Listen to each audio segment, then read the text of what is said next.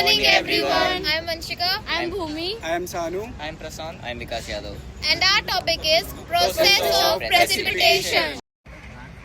Have you ever stood under the sky and wondered कि ये बारिश कहाँ से आती है? So आज हम इसी मैजिकल प्रोसेस को समझेंगे, precipitation. वाटर जो हमारी लाइफ का बेस है कॉन्टिन्यूसली सर्कुलेट होता रहता है और प्रेसिपिटेशन इसका एक इम्पोर्टेंट पार्ट है। चाहे वो रेन हो, स्नो हो, स्लिट या हेल, सब एक ही प्रोसेस करा जाए। पर क्या क्लाउड्स बस पानी से भरे होते हैं और वो गिरते कैसे हैं? So let's break this mystery in a simple and interesting way. Precipitation का मतलब है एटमॉस्फेयर से वाटर का अर्थ सरफेस पे गिरना in any form like rain, snow, hello या फिर स्लेट। ये वाटर साइकिल का एक इम्पॉर्टेंट स्टेज है जिसमें वाटर वेपर्स क्लाउड बनते हैं और फिर अर्थ पर वापस आते हैं। Without precipitation ground water, river, crop सब अफेक्ट हो जाता है।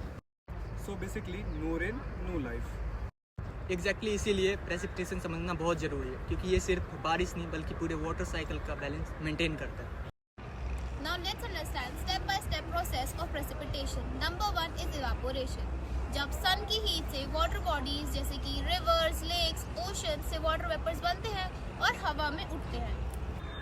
प्लांट्स भी कंट्रीब्यूट करते हैं। इस प्रोसेस को कहते हैं transpiration. Evaporation, transpiration is equal to evapotranspiration. Number 2 condensation means cloud formation. जब वाटर वेपर ऊपर जाता है तो टेम्परेचर डिक्रीज हो जाता है और वेपर टाइनी ड्रॉपलेट्स में कन्वर्ट हो जाता है। और इसी प्रोसेस को कंडेंसेशन कहते हैं और इससे क्लाउड्स बनते हैं। Number 3 cloud formation and growth. Cloud सिर्फ वाटर ड्रॉपलेट्स के नहीं बनते, इनमें डस्ट पार्टिकल्स भी होते हैं जिनको कंडेंसेशन न्यूक्लियाई कहते हैं। ये ड्रॉपलेट्स आपस में कोलाइड कर बड़े होते जाते हैं और इस प्रोसेस को बोलते हैं coalescence. Number 4 precipitation which means rainfall.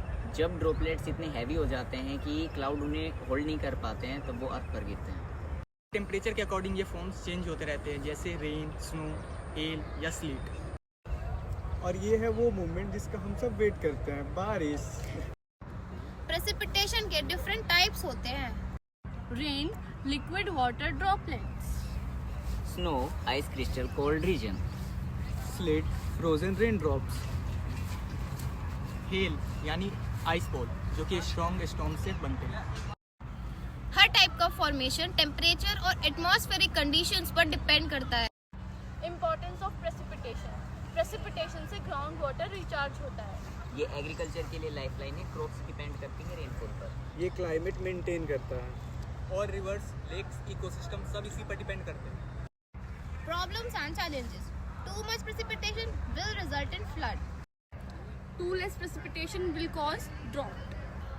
Climate change precipitation patterns को डिस्टर्ब कर रहा है, इसलिए इसकी स्टडी और मैनेजमेंट बहुत इंपॉर्टेंट है। सो प्रेसिपिटेशन सिर्फ बारिश नहीं, एक कंप्लीट नेचुरल साइकिल का रिजल्ट है। हर एक ड्रॉप एक जर्नी होती है स्काई से लेकर अर्थ तक। Understanding this help us protect our environment and manage our resources. So next time जब भी बारिश हो जस्ट इंजॉय इट और इसके साइंस को याद करो। Thank you for watching. Bye.